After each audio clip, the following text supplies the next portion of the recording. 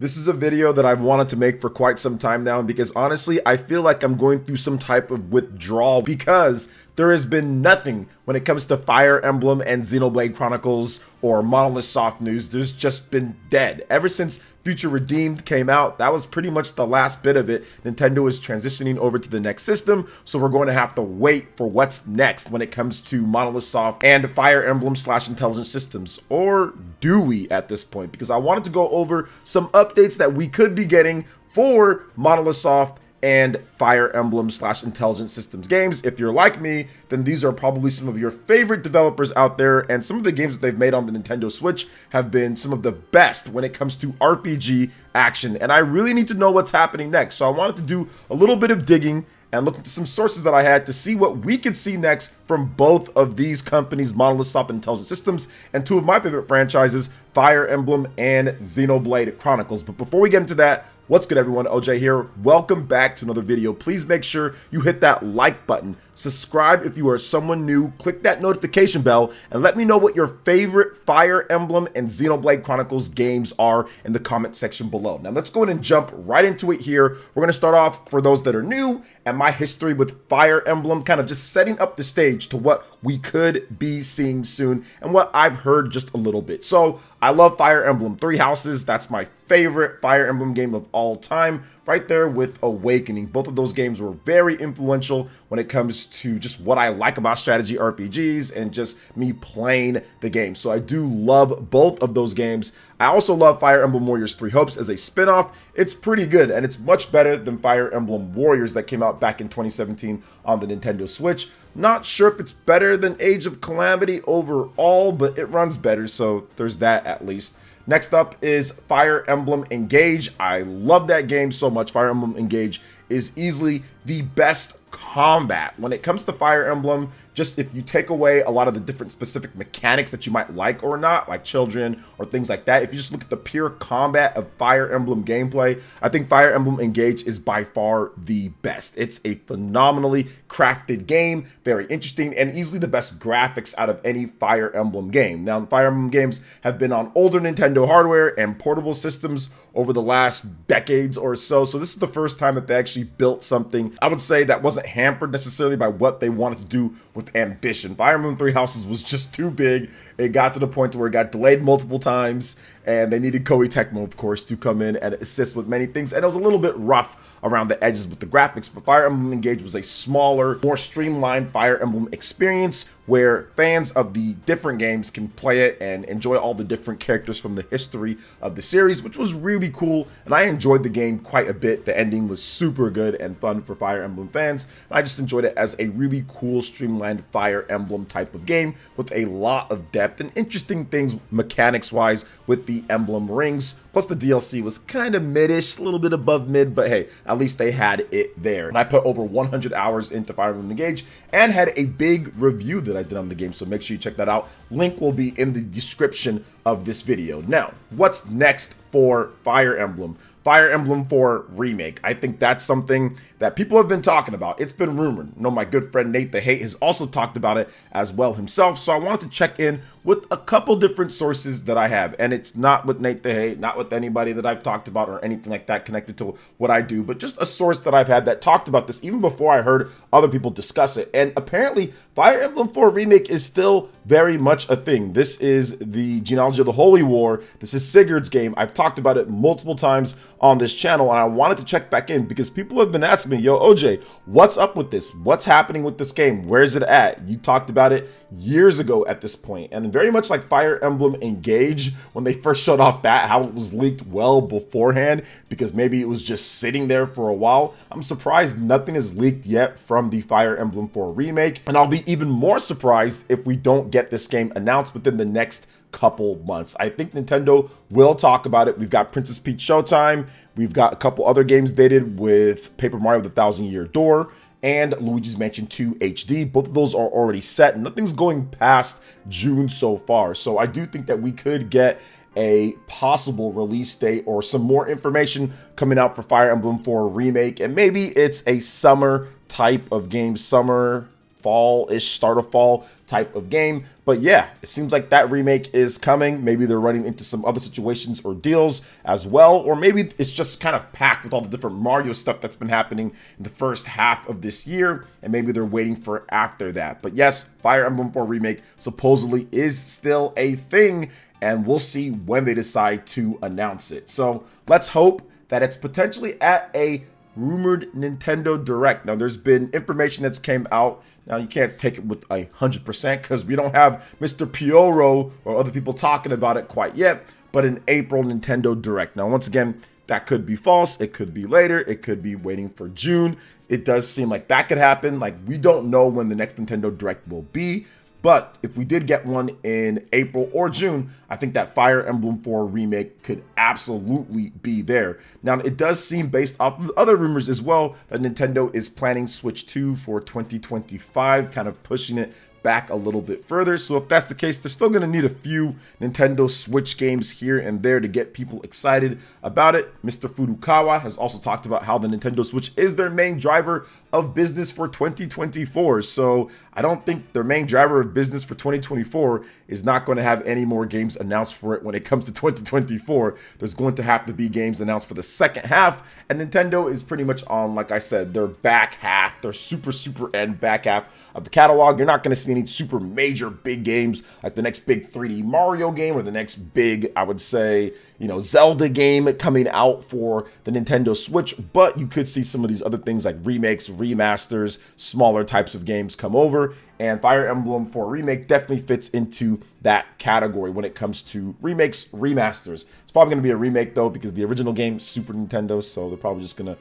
make it better at this point, give it like actual 3D graphics and everything, so it should be better. But I'm not expecting it to be like, oh my gosh, it's going to be mind-blowing graphically or anything like that, because that game's massive, and that would take a lot of money and time to make something like that. I'm not sure how much they gave to Intelligent Systems when it comes down to it, so we'll see what's happening. Hopefully Nintendo Direct kind of shows us a little bit more about that. Now, for those who don't know, if you haven't seen some of my other videos, there are some rumored Metroid stuff that could potentially be happening in May as well. So for those who missed that, look out for Metroid if you're looking forward to it. But let's get into Xenoblade Chronicles, because I think Monolith Soft's next game, Xenoblade Chronicles, there's a lot here that people have been talking about, and so many people hit me up saying, I'm finally getting into Xenoblade Chronicles now that things have slowed down with the bigger games that have been coming out on the Nintendo Switch, and maybe even getting fatigue from other systems, as this generation, when it comes to Xbox and PlayStation, has been okay, but it hasn't been as exciting to me, at least. So I've had a lot of people say that they've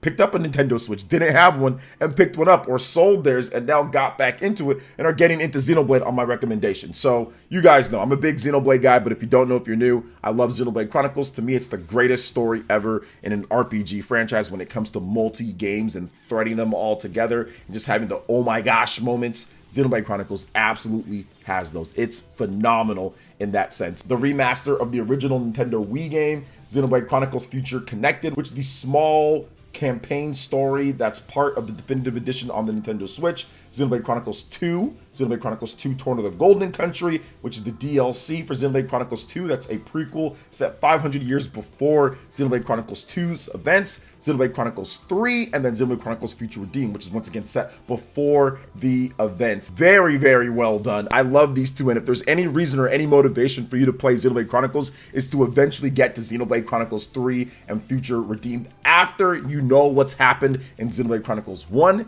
and Xenoblade Chronicles 2. So I think that that's where the huge payoff. I know it's a big time investment, but that's where the payoff is, and that's why I love this series so much. So let's talk about what we could see next and what's going down with Monolith Soft and Xenoblade Chronicles, and potentially a new IP. Now, we did get Baten Kaitos 1 and 2 HD remaster on the Nintendo Switch. Now, it was not ported by Monolith Soft, but that is a Monolith Soft game. Now, I'm not sure how well that collection did. It was kind of crusty. They've released a patch or two. Bandai Namco did a patch or two, but they absolutely did not spend top dollar on porting this over to the Nintendo Switch. But people who are fans definitely played it, thought it was okay. I played it myself, thought it was okay. There's some nice quality of life features in there, but there's definitely missing the dub. There was no actual dub when it comes to the English, so that's not good overall, and a few other things, but overall I felt that it was okay. Now, I would not rule out Xenosaga remasters, remakes, whatever the case is. I would not rule that out, and I'm not going to say why because of other games that I've played and certain things that have happened, but Xenosaga should not be ruled out, even though they did say that it wasn't financially feasible a number of years ago. Things have changed since then. At this point, Xenoblade is far more popular, so I do think, since we got Bots and Kaitos, I do think that Xenosaga is absolutely possible for the Nintendo Switch in the future. Now, Xenoblade Chronicles X, that is still a possibility. People always talk to me, and I've made multiple videos pretty much every single year since like 2020 talking about Xenoblade Chronicles X. So will that ever come over? Well, the problem that we've seen so far is that with Xenoblade Chronicles X, that is a game that kind of falls outside of the Xenoblade Chronicles arc of games story-wise.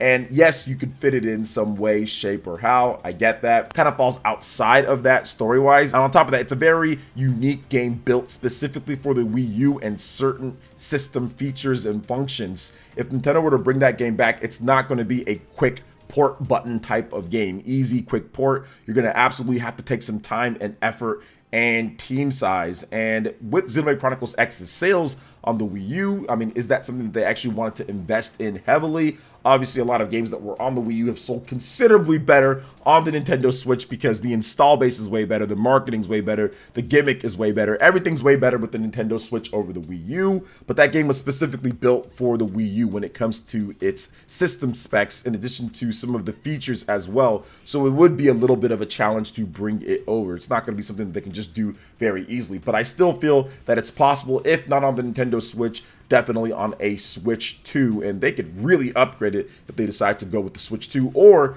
like the rumors have stated with the Nintendo Switch 2, you're going to be able to take Nintendo Switch games and they'll get upscaled, potentially get frame rate boosts, or even patches to make them run better on the Nintendo Switch 2. So I could see something like that happening for Xenoblade Chronicles X. Now, Monolith Soft did go on record saying that they're not done with Xenoblade Chronicles. I've seen people say, oh, well, they're done. Now with Future Redeemed, we're done. Let's see what they do next. Monolith Soft simply said this is a stopgap when it comes to Xenoblade Chronicles 3 and Future Redeemed. So stopgap means that, yeah, for right now, but they're going to come back to it when it comes down to it. So I absolutely could see Switch 2 at a Nintendo Direct. One more thing, it's a Monolith Soft Xenoblade Chronicles game in a number of years. I don't see that soon, but I see that in a number of years for the Nintendo Switch 2. So the most logical next step for Monolith Soft is going to be a brand new IP for the next Nintendo system that will probably be revealed before the Switch 2 launches, and it's going to be at a next major Nintendo event. I'm guessing that Nintendo is going to be very similar to what they did with the Nintendo Switch. They're going to show a concept video at some point, maybe this year, and then they're going to have a big presentation or something next year early, and then maybe we get that launch in early 2025. But Monolith Soft's presentation will be a part of both of those events if they do happen, or at least one of those events. We've seen it so many times over the years with Monolith Soft games. Multiple times they've been the one more thing. Even Xenoblade Chronicles Definitive Edition was a one more thing